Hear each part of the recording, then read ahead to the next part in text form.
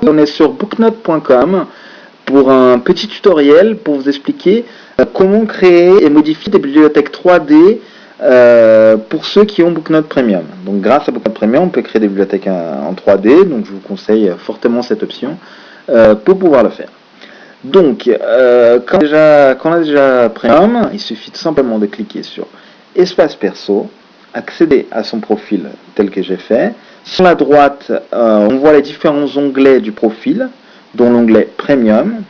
On y clique dessus. La page disponible. Celle qui nous intéresse, c'est la toute première, donc Bibliothèque 3D. Donc, on clique sur Espace Création et on y accède. Donc, cet espace-là permet de créer plusieurs bibliothèques 3D, chacune indépendante les unes des autres. Donc, comme vous voyez, moi j'en ai déjà plusieurs. Je vais en créer une toute nouvelle. Vous, si vous en aurez pas avant d'en créer une. Donc voilà, moi je vais en créer une nouvelle pour vous montrer et je vais l'appeler bande dessinée. Donc, quand vous avez cliqué sur le bouton comme je l'ai fait, vous pouvez voir que on vous demande le nom. Donc voilà, j'appelle mon île bande dessinée. Île, c'est le terme qu'on utilise actuellement pour définir une bibliothèque 3D. C'est le terme actuel, voilà, c'est une île. Vous avez plusieurs îles, donc plusieurs bibliothèques 3D. Donc on est parti sur bande dessinée. Il me l'a créé en dessous, comme vous voyez là, donc bande dessinée, pour l'instant 0 étagère, 0 livre. On ne va pas cliquer sur se rendre sur l'île encore, si, je vais cliquer dessus pour vous montrer à quoi ça ressemble de prime abord. Donc voilà. On a créé, on va à l'intérieur, donc comme vous pouvez voir là-dessus, on a une île avec une maison à l'intérieur de celle-ci.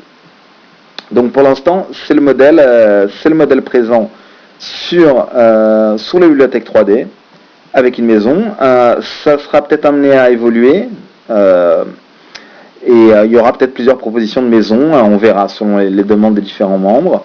Donc voilà, pour l'instant, on est sur ce modèle-là. Il y a un trou sur le côté pour que vous puissiez regarder dedans.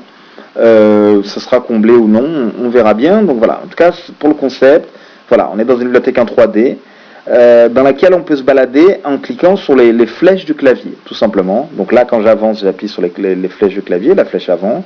Je peux cliquer sur la flèche arrière, comme là. Quand je clique sur les côtés, j'avance sur les côtés. Et si je veux tourner autour de moi-même, il suffit que je mette ma souris à gauche ou à droite, comme vous voyez ici. Plus je suis près du bord, plus ça tourne vite. Moins je suis près du bord, voilà. Moins c'est doucement. Et voilà, et ça marche tant pour regarder vers le haut que vers le bas. Donc voilà, pour l'instant, vous savez déjà comment vous baladez dedans et vous voyez à quoi ça ressemble. Donc voilà, un environnement 3D dans lequel vous pouvez vous balader. Très bien. Donc sur ce, je reviens sur l'onglet avec l'île là. Et donc au lieu de se rendre sur l'île, je vais faire éditer l'île. Parce que l'intérêt, c'est quand même d'avoir des belles bibliothèques. Donc, quand on est là, je peux influer sur l'environnement de l'île, notamment au niveau de la texture du sol. Donc par exemple, il y a moquette jaune ou pierre de taille, là, comme vous voyez. Donc là, par exemple, j'ai changé en pierre de taille. On va voir ce que ça a donné. Hop, voilà, comme vous voyez, c'est en pierre de taille. Vous verrez la différence par rapport à ce qu'il y avait tout à l'heure. Et après, par rapport aux environnements, vous avez vu, il y a un ciel bleu. Je peux aussi le passer en nuit sombre. Quand je rafraîchis, voilà, on a un ciel sombre. Voilà, il y en a, la maison, elle marche pas encore au ciel sombre, mais vous quand vous l'utiliserez, ça marchera tout à fait normalement. Voilà. Donc il y a plusieurs, vous pourrez voir les différents environnements qui vous intéressent. Ça marchera très bien. Donc, concernant cette île, nous allons tout de suite ajouter une étagère. Donc, pour ajouter une étagère, je clique sur le bouton ajouter une étagère ici, et ça me crée une étagère que je peux déplacer dans mon île, comme vous voyez ici. Donc, je peux la mettre à n'importe quel endroit. Je peux la tourner, hop, hop, hop, hop, hop, et je peux aussi l'éditer. Donc voilà, cela est ajouté. Je vais vous montrer ce que ça donne sur l'île, cette étagère en question. Hop. Voilà, ça donne une étagère comme ça, tout simplement, qui est là. Pour l'instant, elle est vide, vous voyez, elle a la largeur qu'on a mis. Si jamais je la fais tourner et que j'y retourne, vous pouvez voir qu'elle est tournée un peu, et voilà, je vais la tourner tout à fait pour que vous puissiez bien voir la différence pour tourner avec ces boutons là. Donc là elle est complètement tournée, et voilà, donc elle est dans l'autre sens. Donc bien entendu vous pouvez ajouter autant d'étagères que vous le souhaitez, disposer comme vous le souhaitez. Donc voilà, donc je vais en ajouter une autre là, donc je vais la mettre par exemple là, je vais en ajouter une autre là, et après quand je retourne sur l'île, vous voyez, il y a 3 étagères, chacune à un endroit différent. Donc voilà pour les étagères. Ces étagères pourront changer de taille tant en hauteur que en largeur. Je vais vous montrer ça tout de suite en éditant les étagères en question. Donc pour éditer, tout simplement, il faut passer la souris au-dessus et cliquer sur éditer sur ces étagères. Voilà. Donc quand on est sur l'étagère, on peut choisir la hauteur, donc combien de rangées en hauteur il y aura, et la longueur, combien de livres il peut avoir par étagère, par hauteur, par niveau de hauteur. Juste à côté, on a le bois, on peut choisir le bois des étagères, donc celle-là je vais changer la couleur du bois, vous allez voir, donc je vais mettre ce bois clair là, et je vais faire en sorte qu'on puisse afficher le nom, pour qu'il y ait un nom au-dessus, vous allez comprendre quand on verra. Quand on verra l'étagère avec le nom. Donc on fait afficher le nom oui, et là dans l'étagère qui est au-dessus, on change le nom. Pour l'instant elle s'appelle nouveau. Je vais l'appeler par exemple BD culte, ou même je vais mettre culte. Ok. Donc sur la droite, sur la gauche ici, vous voyez qu'on peut voir les livres dans l'ordre de vos listes, donc les livres de diamant dans l'ordre, puis d'or, puis d'argent pour bronze, vous les voyez, et il suffit de cliquer dessus pour ajouter le livre sur l'étagère. Bon, là, le monde selon Garb, ça ne correspond pas, donc je l'enlève, et après vous pouvez descendre. Mais je peux aussi taper le nom du livre, et ça fera apparaître les différents livres qui sont dans l'étagère. Bien entendu, pour que les livres apparaissent dans vos étagères de bibliothèque, il faut que les livres soient dans vos listes. Donc s'ils n'y sont pas, on peut pas les mettre. Donc voilà, par exemple dans BD culte, j'ai mis Torgal, donc vous voyez, je vais mettre Torgal là, pour moi c'est des BD cultes. Qu'est-ce que je peux vous montrer? Oui, donc en dessous aussi il y a les groupes, on peut aussi rentrer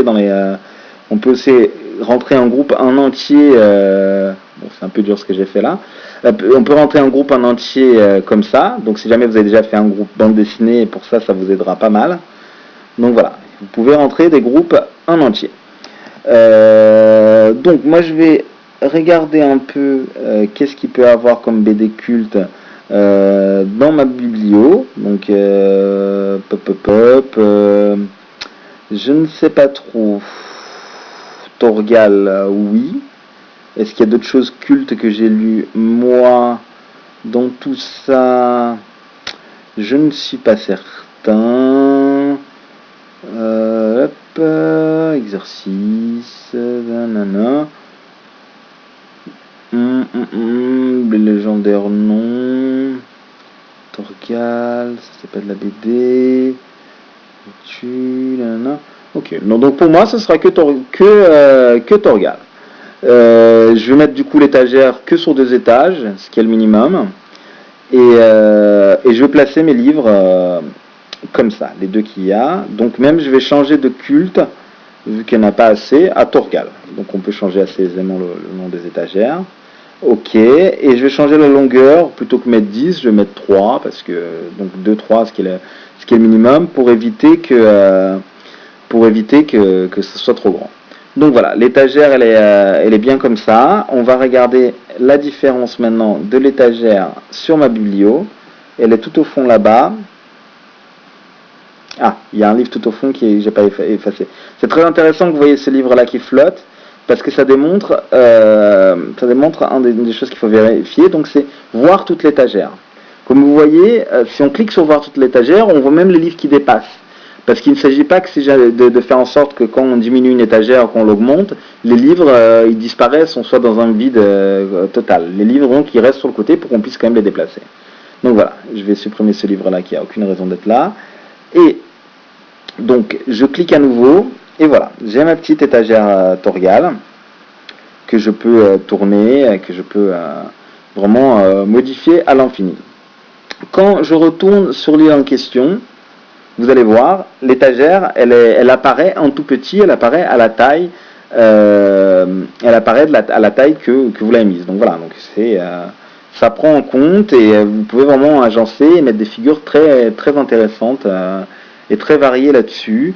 Je vous ferai d'ailleurs d'autres vidéos pour vous montrer des étagères intéressantes et peut-être des petits trucs et astuces qui pourront vous aider, ainsi que l'évolution de cette bibliothèque 3D qui va encore évoluer. On l'améliore en permanence pour que ce soit quelque chose de génial.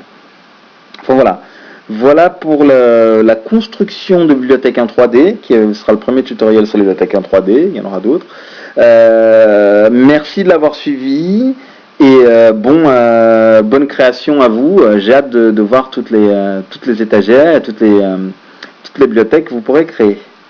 Voilà, merci et donc à très bientôt.